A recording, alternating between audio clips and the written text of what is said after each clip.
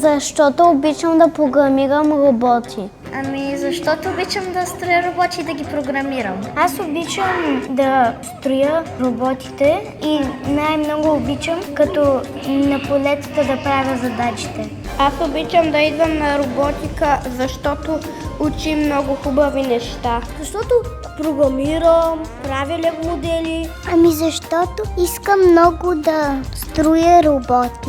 Защото ми е много интересно и обичам лего роботиката. Ми е интересно. Обичам да идвам, защото когато дойда да конструираме роботи е много интересно.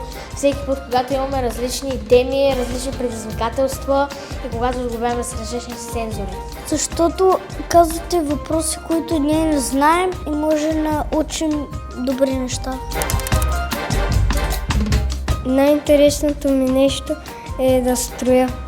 Когато учиме нови неща и с тях ставаме все по-добри и по-добри. Най-интересната ми тема беше, когато трябваше в един кръг, първата ни робобитка, където направихме кола 4x4 и се битме. И си спомням, че бях победил. Най-интересното нещо, което съм научил е за динозаврите и любимия ми динозавър е динозавра Рекс. Най-интересното е, че винаги темите са различни, винаги задачите са различни и че ни давате да сме в отбори. На мен ми харесва да програмирам и да строя. Да строя с лего.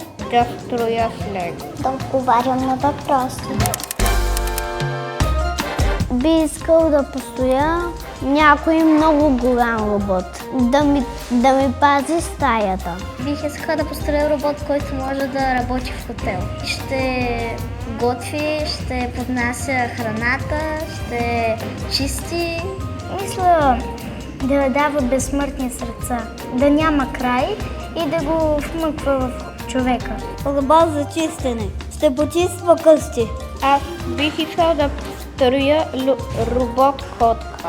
Ще си играе с мишки и робета от лего. Кола, която да се задвижва, когато говориш, и да има камера, която ако види, ако има някакъв проблем, да отиде в знаете, болници и други такива. И също така тя ще бъде летяща колата. Самолет ще лети. Би искала да построя робот, който може да чисти да подрежда играчки. Бих искал да построя танк, който да може да издържа на вятър и на торнадо. Искам да построя робот, който може да ми помага за търсенето на играчки, за какви дрехи не обличам и за Майнкрафт. Робот-помощника ще може да се навежда и ще може да ми показва гимнастика.